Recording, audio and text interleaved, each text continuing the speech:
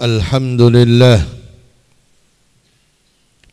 لله خالق الأراضين والسماوات. أشهد أن لا إله إلا الله وحده لا شريك له شهادة ترفعنا إلى أعلى الدرجات. وأشهد أن سيدنا ونبينا محمدا عبده ورسوله سيد الكائنات. اللهم فصل وسلم وبارك على سيدنا محمد وعلى آله وأصحابه ومن تبعهم بإحسان ما تتابعت الأيام والأوقات. أما بعد فيا أيها الناس أوصيكم ونفسي بتقوى الله وقد فاز المتقون. واعلموا أن الله تبارك وتعالى يقول في محكم تنزيله: يا أيها الذين آمنوا اتقوا الله حق تقاته ولا تموتن إلا وأنتم مسلمون. Jamaah salat Jumat yang dimuliakan Allah Subhanahu wa taala. Puji syukur kehadirat Allah Subhanahu wa taala serta salawat dan salam semoga selalu tercurahkan kepada baginda Nabi kita Muhammad sallallahu alaihi wasallam. Di hari yang mulia ini Al-Fakir mengingatkan diri Al-Fakir dan mengingatkan seluruh kaum muslimin untuk selalu dan senantiasa bertakwa kepada Allah, menjalankan perintah dan anjurannya, menjauhi larangan yang dibenci oleh Allah Subhanahu wa taala. Hari ini apakah kita sudah membaca surah Al-Kahfi? Hari ini apakah kita sudah membaca surah Yasin? Apakah sudah membaca surah Ad-Dukhan? Apakah kita sudah mandi di hari yang mulia ini? Atau dari sekian banyak perintah dan anjuran selain salat Jum'ah yang difardukan, apakah hari ini kita sudah memotong kuku? Ataukah sama sekali tidak ada ibadah yang remeh sekalipun yang kita kerjakan? Ataukah belum ada sunnah Nabi sallallahu alaihi wasallam yang kita lakukan? Padahal ini adalah hari yang mulia, dari yang mungkin terasa berat sampai yang terasa ringan. Kita mesti menghitung-hitung diri kita, mana perintah dan anjuran yang sudah kita kerjakan sebelum nanti pada waktunya kita akan berjumpa dengan Allah Subhanahu wa taala. Ada orang yang sibuk dengan dunianya dan banyak yang tidak sibuk dengan dunia tapi juga tidak sibuk dengan akhirat. Nabi sallallahu alaihi wasallam beliau mengingatkan kepada kita bahwa ada makhluk Allah jifatun bil lail himarun bin nahar. Di siang hari dia seperti keledai, di malam hari dia seperti bangkai. Tidak beribadah kepada Allah di malam hari, siangnya selalu warawiri, selalu kesana dan kemari. Dia tahu betul tentang urusan dunia, tapi dia sama sekali tidak tahu tentang urusan akhirat. Mudah-mudahan sekedar mengingatkan diri kita sendiri dan seluruh saudaraku umat Islam bahwa ada saatnya kita akan dipanggil oleh Allah Subhanahu wa taala. Maka pikirkanlah saat di mana kita sudah tidak bisa kembali lagi, saat di mana kita tinggal meraih dan merasakan amal-amal yang kita kerjakan di alam dunia ini. Jamaah salat Jumat yang dimuliakan Allah Subhanahu wa taala, ketika beribadah Rasul sallallahu alaihi wasallam mencontohkan. Rasul sallallahu alaihi wasallam beliau memberikan suri tauladan yang baik, diikuti oleh para sahabat. Mereka saat itu bukan hanya mendengar ucapan Rasul, tapi mereka saat itu melihat gerak-gerik Rasul. Generasi berikutnya tidak melihat gerak-gerik Rasul, tapi mereka melihat tulisan-tulisan yang awalnya adalah suara didengar oleh sahabat, kemudian ditulis oleh tabi'in radhiyallahu anhum ajma'in. Dari yang awalnya berbentuk suara kemudian menjadi tulisan yang kita lihat di dalam buku-buku hadis.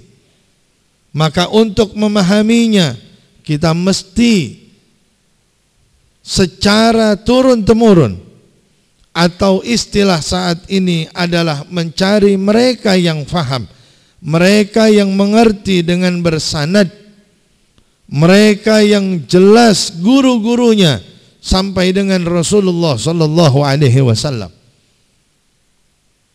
Kedudukan para ulama yang menggantikan posisi Rasul sallallahu alaihi wasallam, di mana kesaksian mereka dianggap oleh Allah Subhanahu wa taala di dalam firman-Nya, syahidallah annahu la ilaha illa huwa wal malaikatu wa ulul ilmi qa'iman bil qis.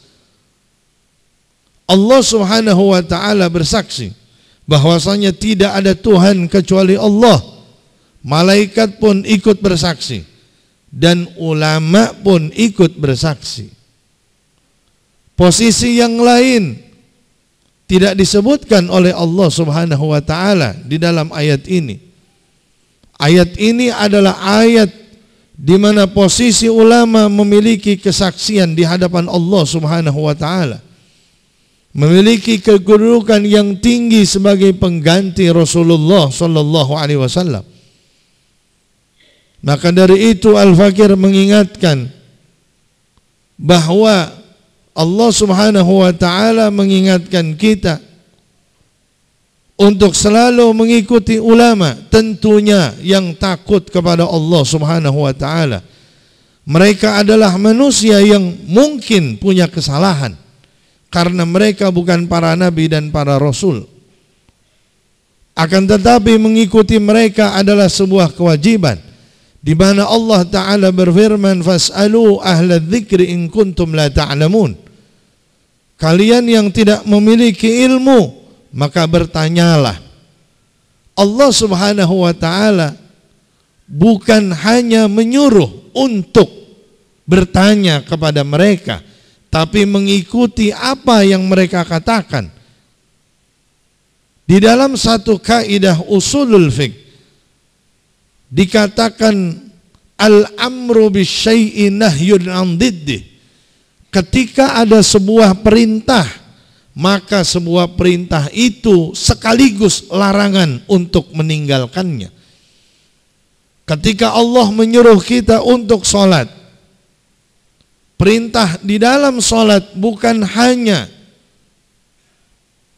memberikan informasi bahwa sholat itu adalah wajib, tapi selain memberitahukan informasi kalau salat itu wajib, di saat yang sama Allah melarang untuk meninggalkan salat.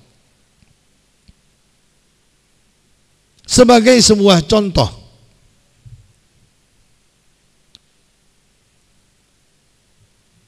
di masyarakat kita ada yang namanya masjid dan ada yang namanya musalla. Musalla adalah bentuk ismuz zaman wal makan, dari kata-kata shalla yang berarti tempat salat. Masjid pun sama, berasal dari kata-kata sajada yang berarti tempat sujud. Jadi memiliki fungsi yang sama, tapi memiliki hukum yang berbeda. Ketika kita di musola, kita boleh melaksanakan sholat. Tapi musola bisa jadi wakaf, bisa jadi bukan wakaf. Masjid harus diwakafkan. Adapun nama-nama hanyalah kebiasaan untuk mengenang siapa yang mewakafkan. Orang yang mewakafkan tanahnya untuk masjid berarti dia sudah melepaskan haknya kepada Allah Subhanahu wa taala. Berbeda dengan musola. Maka di dalam masjid ketika khatib sedang berkhutbah, Anda boleh melaksanakan tahiyatul masjid dengan tidak lama-lama. Akan tetapi ketika musola dipakai untuk sholat Jumat dan itu diperbolehkan, tapi Anda tidak bisa melaksanakan sholat tahiyatul musola. Ketika khatib sedang berkhutbah, kemudian sholat Jumat dikerjakan, ataukah itu di lapangan, ataukah itu di musola, maka Anda tidak boleh melaksanakan sholat tahiyatul masjid karena bukan berada di masjid. Dan ketika khatib sedang berkhutbah dan pelaksanaan Jumat dilakukan di selain masjid, maka Anda yang melakukan sholat tahiyat justru mendapatkan dosa, bukan mendapatkan pahala. Itu adalah satu atau salah satu bentuk di mana ketika kita memiliki semangat agama tapi tidak didasari dengan ilmu, maka bukan pahala yang akan kita dapat, akan tetapi bisa jadi pahala yang kita dapat berkurang atau justru kita akan mendapatkan dosa. Di dalam musola Anda berhadas besar, Anda boleh masuk, tetapi di dalam masjid Anda tidak boleh ketika berhadas besar masuk ke dalam masjid. Allah Subhanahu wa taala di dalam Al-Qur'an menegaskan, wa idza quri'al Qur'an fastami'u lah wa ansitu la'allakum turhamun. Ketika dibacakan ayat-ayat Allah, maka dengarkanlah dengan seksama, diam. Tetapi saat ini dan sudah tersebar, ketika ada orang yang membaca Al-Quran, kita sebut dengan Allah, kita sebut dengan kalimat thayyib dan lain sebagainya. Allah Subhanahu wa taala menyuruh kita untuk diam, mendengarkan dengan seksama. Tapi beda dengan apa yang diperintahkan oleh Allah Subhanahu wa taala. Jamaah salat Jumat ini muliakan Allah Subhanahu wa taala. Maka ketika Anda mendapatkan sebuah jawaban dari seorang ulama, itu harus diikuti.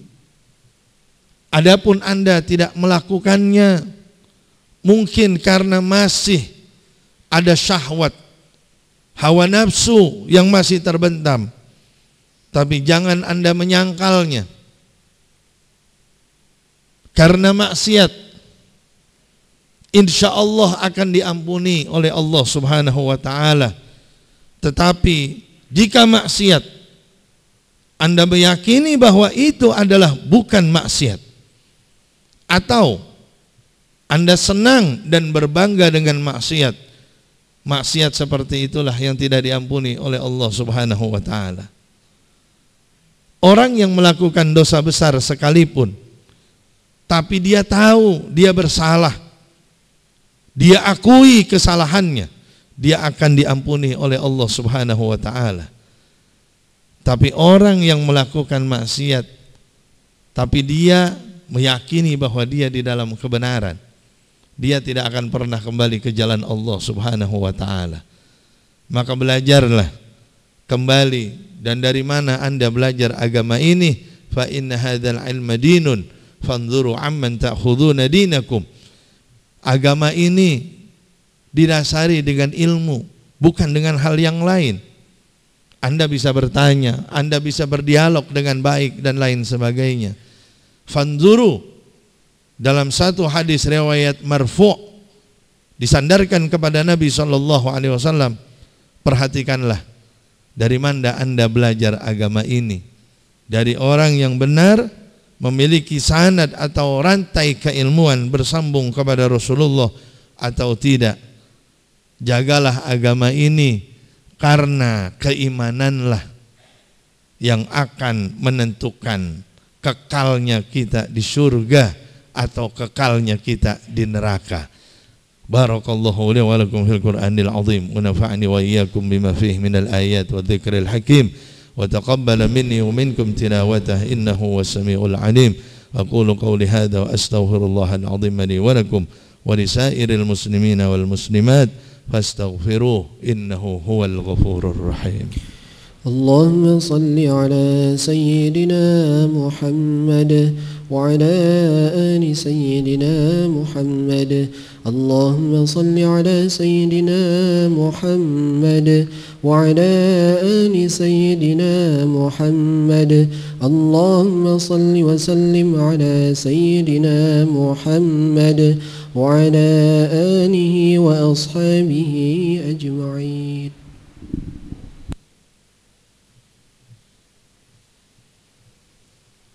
الحمد لله